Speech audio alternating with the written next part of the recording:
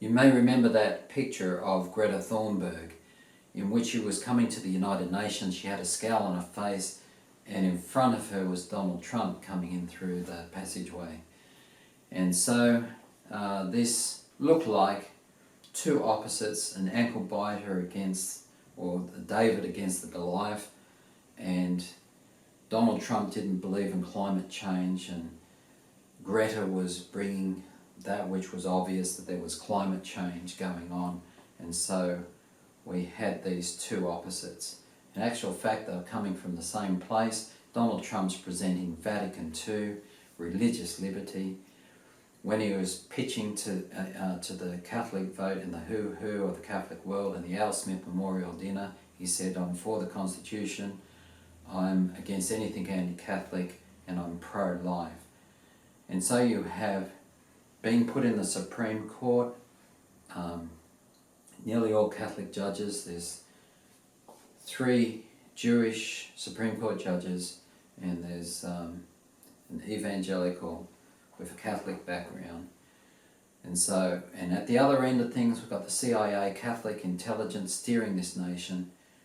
And so we have this little horn power spoken of by the Bible, think to change times and laws. It's looking to institute its own laws, turn that which what made it a haven for refugees, for religious liberty in its true sense, a separation of church and state, the right for minorities to worship according to the dictates of one's conscience, which was America. It was a safe haven for that.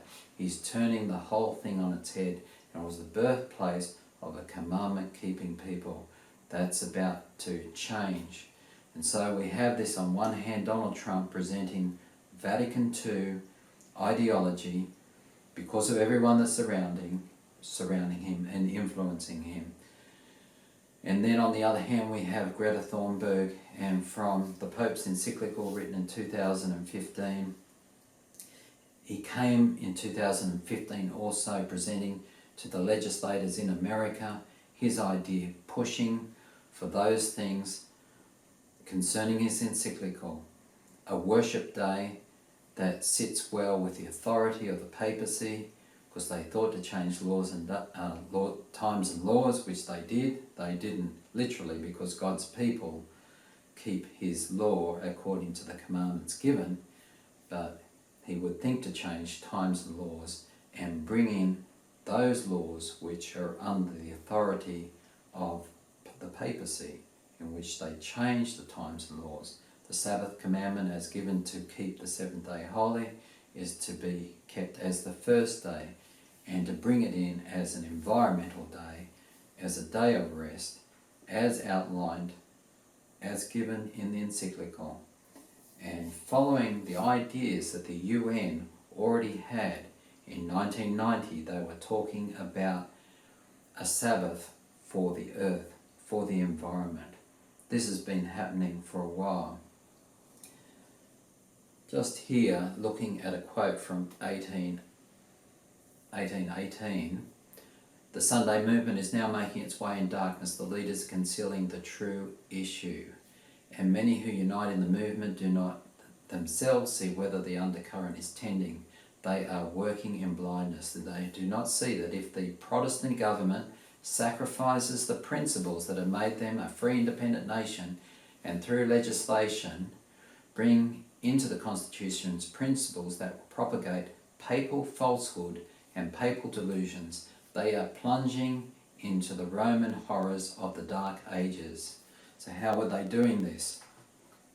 Strategy of tension. Religious liberty against liberation theology. Rights for gays, rights for Indigenous people. So there's some good things in what they're presenting, but it's for a purpose, and their strategy is for world domination. Turn America on its head through these two strategies.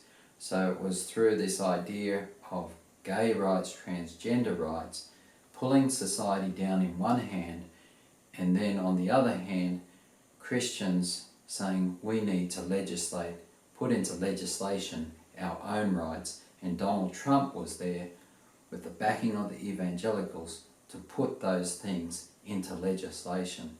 And so this is following what happened at the very beginning when the papacy come into power.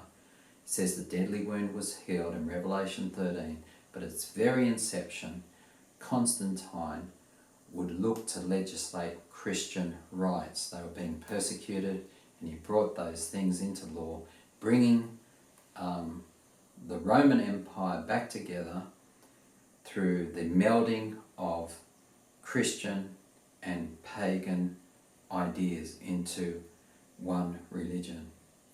And the meeting point was on Sunday rest, a pagan festival day.